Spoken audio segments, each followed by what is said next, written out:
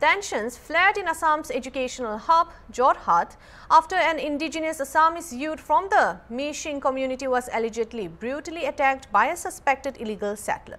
The incident occurred at the weekly market on JB Road, where small trader Manap Pegu was assaulted with an iron rod by a man identified as Babu Ansari, reportedly over a minor disagreement regarding the purchase of vegetables.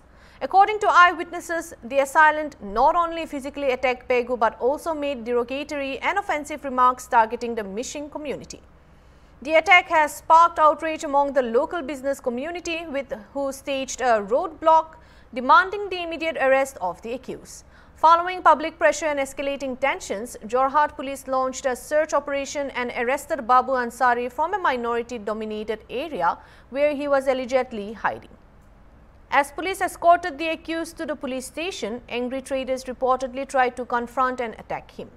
Manap Pegu, who sustained serious injuries in the assault, has been admitted to Jorhat Medical College and Hospital JMCH for treatment.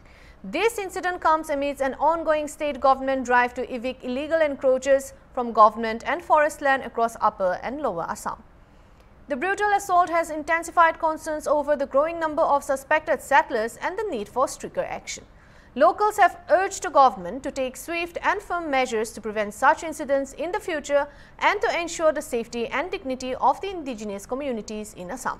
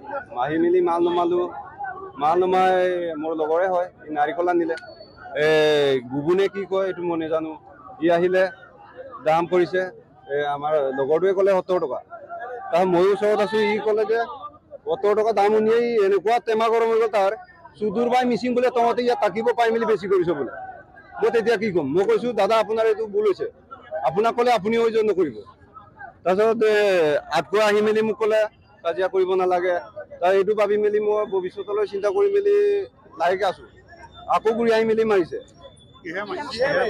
দীঘল এটা পাইম নে কি কলাকে road নে পাইম নেজানো মোটা আছিলে বুবু আলি নে আনচাৰি কি নেজানো মানৱ পেগু দক্ষিণ কলীয়া এটাই কথা ক'ব বিচাৰিছো জাতি তৰিক কথা লাগিব নহলে আমি ৰাস্তা হেৰি নিদো প্ৰশাসনে প্ৰশাসনৰ কাম কৰিব লাগে আমি আমাৰ কাম কৰিম যাতে জাতি তৰিক কথা কাম মাৰিছে যে এটোৰ গতিকে আমি জাতি তৰি তাকো যি পানিশমেন্ট দিবলগীয়া হয় পানিশমেন্ট দিম আমাৰ প্ৰথম আৰু শেষ কথা অসমত অনাঅসমীয়া বহিৰাগতৰ ধপধপনি নচলিব এগৰাকী সন্দেহযুক্ত বহিৰাগত বনিয়াই আমাৰ অসমৰ ভূমিপুত্ৰ কিৰণজীয়া মিচিং ভাই এজনক যি ধৰণে বৰ্বৰতাৰে আক্ৰমণ কৰিলে সেই কাৰ্য আমি তীব্ৰভাৱে গৰিহণা দিছো আৰু এই ধৰণৰ বন্ধামী বহিৰাগত বেপাৰী দপদপনি অসমত একেবাৰে নচলিব যি সময়ত চৰকাৰে খিলঞ্জীয়াকে বাংলাদেশী বুলি সন্দেহযুক্ত নাগৰিক বুলি উচ্ছেদ কৰি যি ধৰণৰ বীৰত্ব দেখুৱায় তেনে সময়তে খিলঞ্জীয়াসকলকে সুৰক্ষা দিব নোৱাৰাটো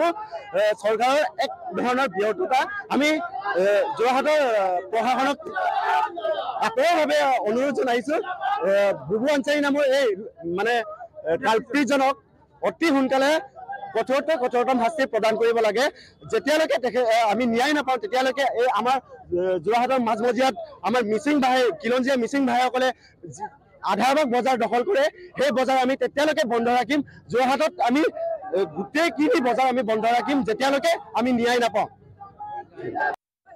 ইয়াত আমাৰ খিলঞ্জীয়া মিচিং ভূমিপুত্ৰ মানুহে বেপাৰ বাণিজ্য কৰিবলৈ যোৰহাট মাছ মজিয়াত বজাৰ কৰিব বেপাৰ কৰিব আহে। ইয়াৰে স্থানীয় ব্যক্তি এজনে বহু আনচাৰী বুলি কৈছে, তেখেতৰ নাম তেখেত আমাৰ মিচিং ল'ৰাজনক বৰ বেয়াকৈ পিটন দিছে। বেপাৰী সন্থাৰ ইতিমধ্যে জাগ্ৰত হৈছে। আমাৰ মিচিং ছাত্ৰ সন্থা আমি ইয়াত সহযোগ কৰিছোঁ। এনেকৈ আমাৰ খিলঞ্জীয়া মানুহক যদি বেপাৰ বাণিজ্য কৰিবলৈ অহা মানুহক যদি তেনেকৈ গৰু পিটন দি মানুহে পিতে, আমাৰ যোৰহাট প্ৰশাসনে তাক উচিত ব্যৱস্থা কৰিব লাগিব। তাক উচিত ব্যৱস্থা নকৰালৈকে আমি ইয়াতে ৰাস্তাত আমি ধৰ্ণা কাৰ্যসূচী আমি গ্ৰহণ কৰিব বাধ্য হ'ম। সন্দেহযুক্ত নাগৰিক বুলি আমি বাহিৰলৈ বাধ্য হৈছোঁ। নহ'লে আমাৰ অসমীয়া খিলঞ্জীয়া মুছলিম মানুহে আমাৰ খিলঞ্জীয়া মানুহৰ ওপৰত তেনেকৈ হাত নুঠায়। তেখেত সন্দেহযুক্ত নাগৰিক সেয়ে এইকাৰণে তেখেত তেনেকুৱা কাৰ্যসূচী গ্ৰহণ কৰিব বাধ্য হৈছে। আমি তেখেতক অতি শীঘ্ৰে আমাৰ যোৰহাট প্ৰশাসনক দাবী জনাইছোঁ, তেখেতক জেল হাজতলৈ প্ৰেৰণ কৰিবলৈ উচিত ব্যৱস্থা গ্ৰহণ কৰিব লাগিব। অন্যথা আমি ইয়াতে দণ্ড কাৰ্যসূচী গ্ৰহণ কৰিবলৈ বাধ্য হ'ম। বৰ বেয়াকৈ জখম হৈছে। মই এই মাত্ৰ জাষ্ট মই থানাত ল'ৰাজনক লগ কৰি আহিছোঁ। বৰ বেয়াকৈ পিটন দিছে, ৰডেৰে আক্ৰমণ কৰিছে তেখেতে। আৰু এটা আমি অতিকৈ চিন্তনীয় বিষয়, আমাৰ মিচিং জাতিক অপমান কৰি